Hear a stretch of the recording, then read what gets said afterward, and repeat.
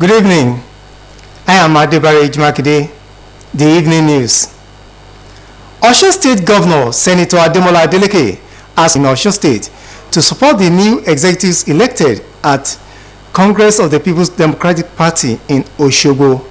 Addressing party members at the Congress, the governor called on all the party members to unite behind the new executives and join hands together and move the party from strength to strength. He assured them that government is working to distribute dividends of democracy to Osun people.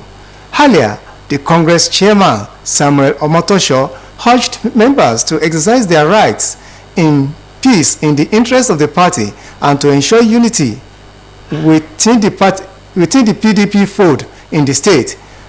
At the exercise held at Osogbo City Stadium, SY State Chairman Honorable Sunday BC and 38 others were presented for different posts and were elected unopposed.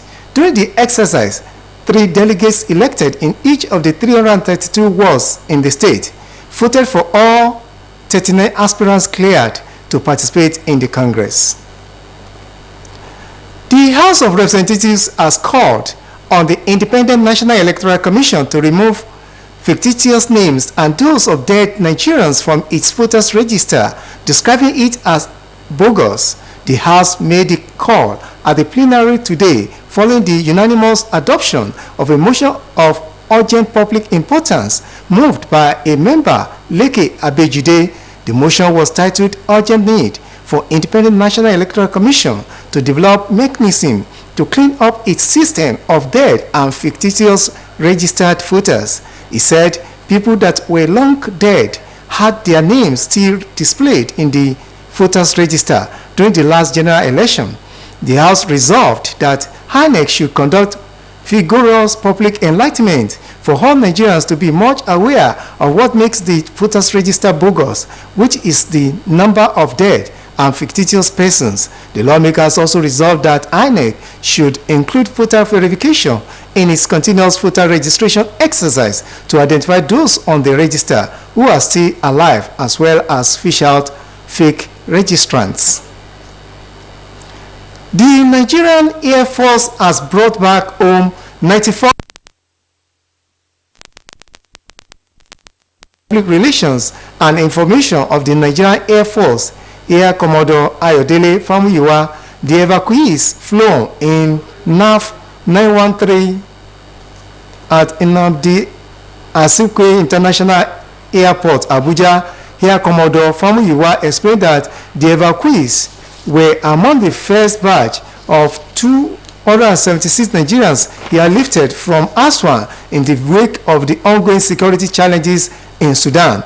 He said that the NAF Air Force is in furtherance of its constitutional role of aid to civil authority and in line with the commitment by the federal government to rescue and successfully return back home Nigerians living in Sudan. Air Commodore Famuyiwa added that the airlift operation is most heartwarming as it coincides with the NAF's 59th anniversary celebration holding in Enugu from 4th to 7th of this month.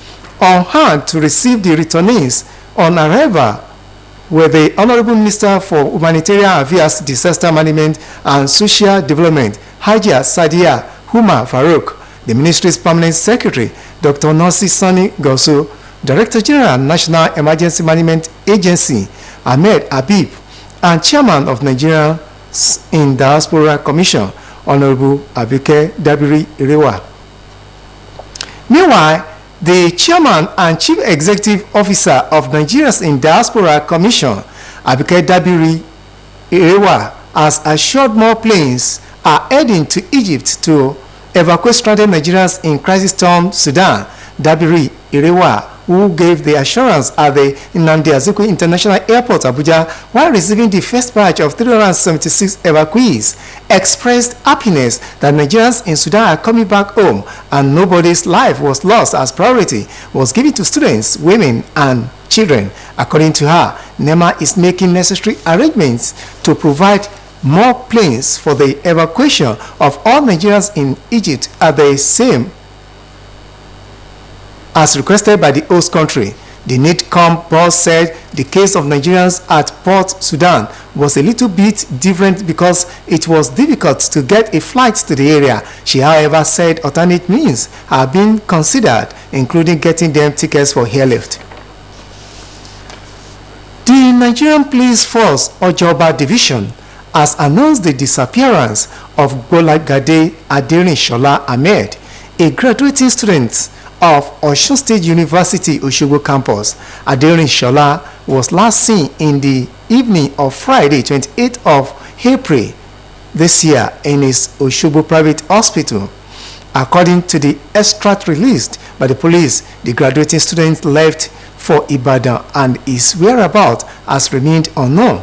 21-year-old Aderinshola studied physics and electronics in the university, is dark in complexion and has no tribal marks. Any person with information about his whereabouts should contact Ojoba Police Station or call this number 081 096 68798.